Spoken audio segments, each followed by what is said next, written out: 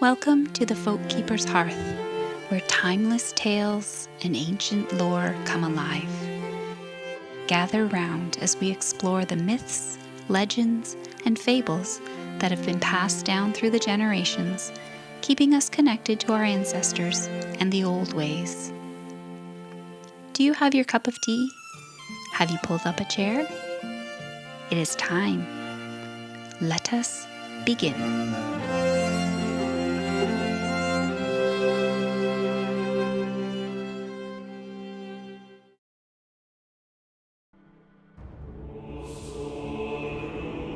The Heroes of Asgard, Chapter 2, Part 2, The Serpent and the Kettle.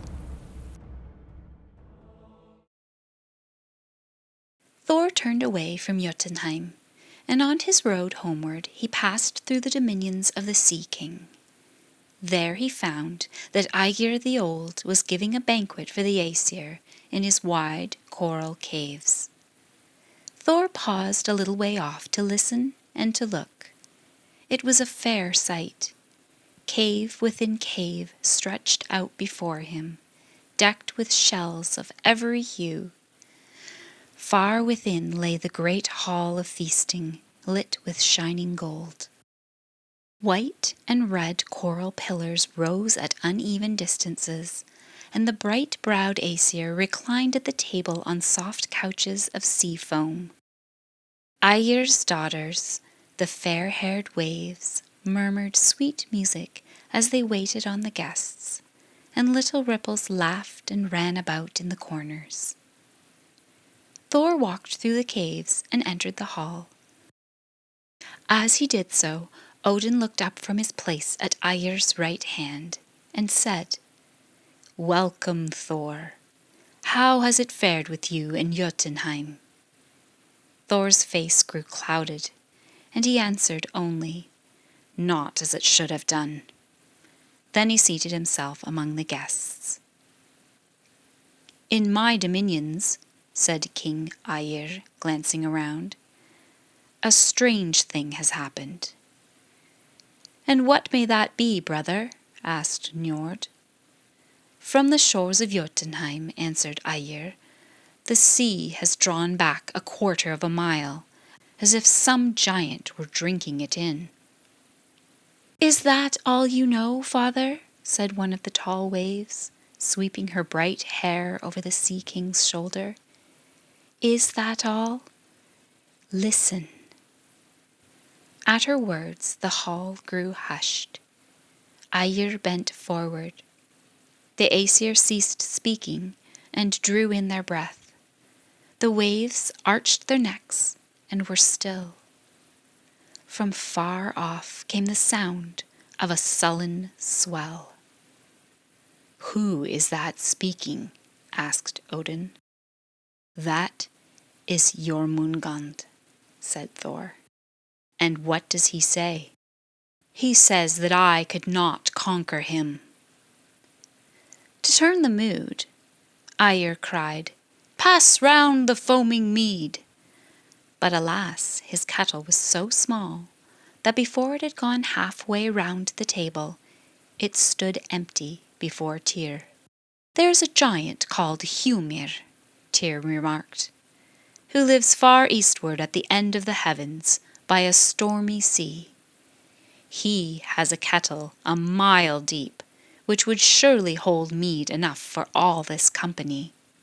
"If Heimir would lend it to us," said Aegir, "we could finish our feast. But who will go to the end of heaven to borrow such a kettle?"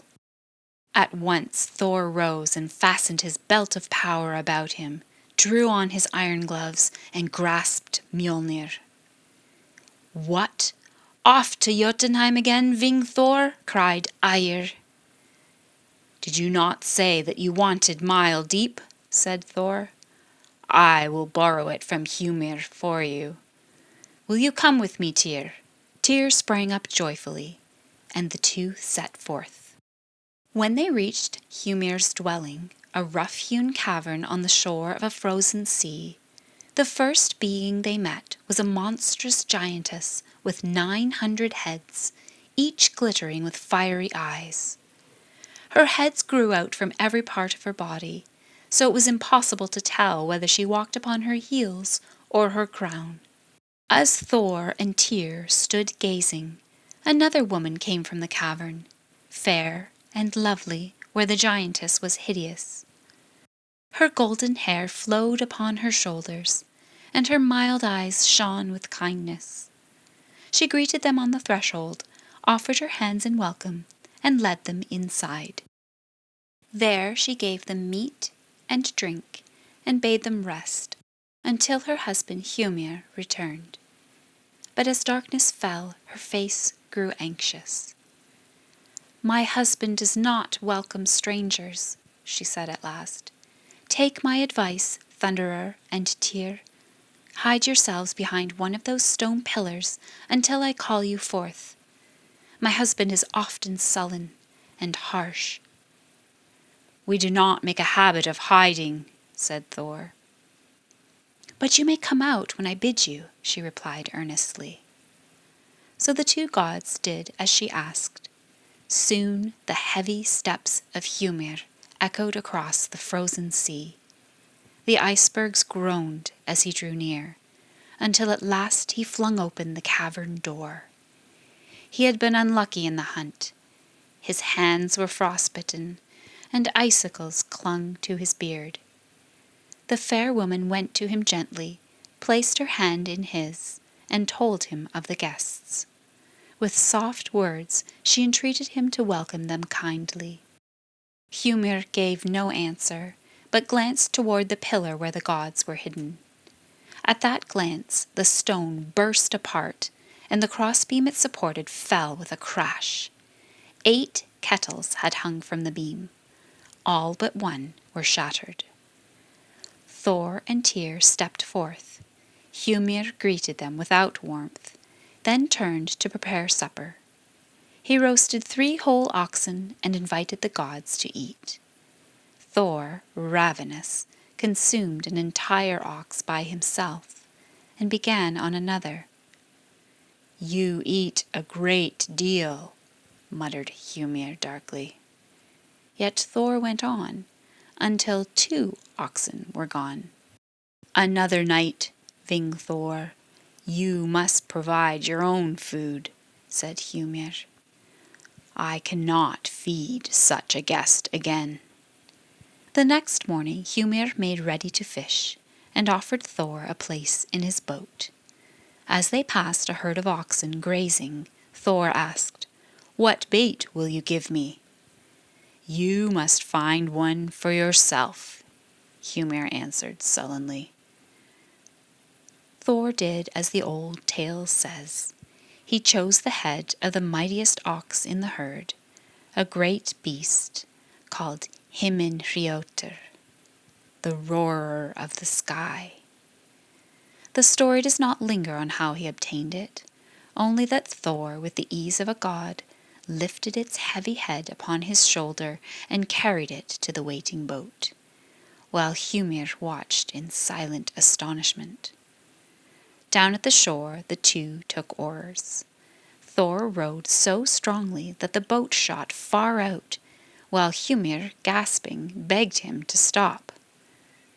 "Here is where I always catch fine whales," said the giant. "But I mean to go further," said Thor. "That will be dangerous," said Hymir. "Beyond this lies the deep, where Jormungand coils." Thor only laughed, and rowed on. At last he baited his hook with the ox's head and cast it far into the sea. Hymir leaned over the other side and caught 2 whales. Then the great serpent smelled Thor's bait. Jormungand opened wide his monstrous jaws and swallowed hook and line. In an instant he thrashed so furiously that Thor's hands were dashed against the boat's sides. But Thor held fast. With such force did he pull that his feet broke through the planks and planted themselves on the seabed below. Up rose the serpent's mountain-high head above the waves. Thor glared with fiery eyes upon the beast, and Jörmungand glared back, spewing venom. The sight froze even Hymir's blood as the boat sank lower under them. In terror, the giant seized his axe and cut the line. The serpent slid back into the sea, but Thor hurled Mjolnir after him with such power that the rocks split, the caverns thundered, the earth trembled, and the fishes fled to the bottom. Jörmungand sank beneath the waves, a wound in his head and vengeance in his heart. Ill at ease, Hymir turned for home.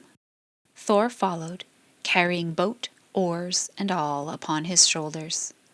The giant grew ever more bitter, ashamed of his fear. That night as they supped, he taunted Thor.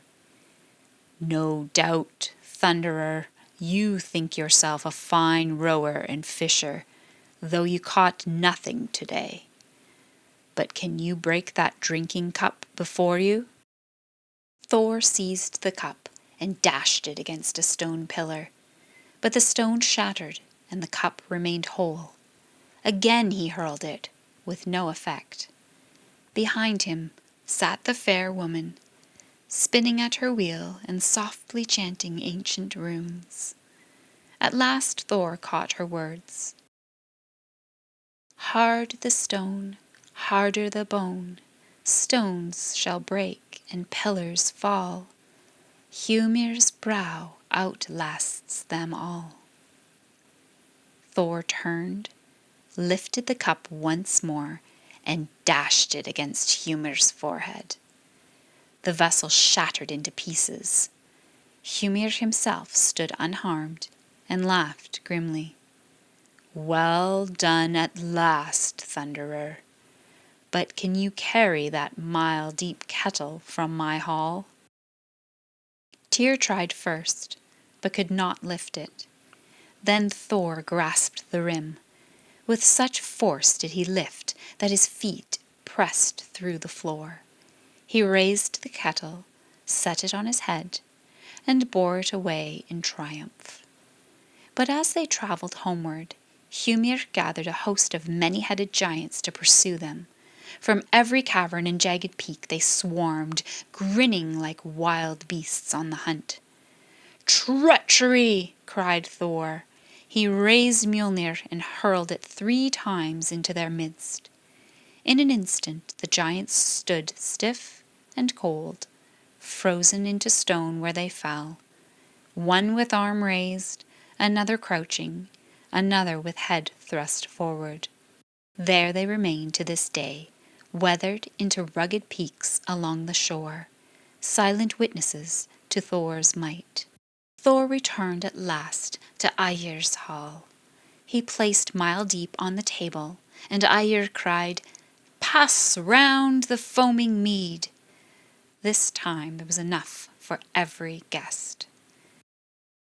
And so ends the tale of the Serpent and the Kettle, a story that reminds us how the old gods moved through a world both wondrous and perilous. Thor's journey across storm-tossed seas, his trial in the giant's hall, and his fierce struggle with the world serpent speak of the courage needed to face the forces that press against the edges of our lives. The great kettle, carried home on his shoulders, is more than a giant's treasure. It is the vessel of fellowship and shared strength, a gift won for the good of all. In these old northern tales, we see a world where courage pushes back chaos, where hospitality binds kin together, and where even the harshest realms yield their gifts to those who dare to step beyond the firelight.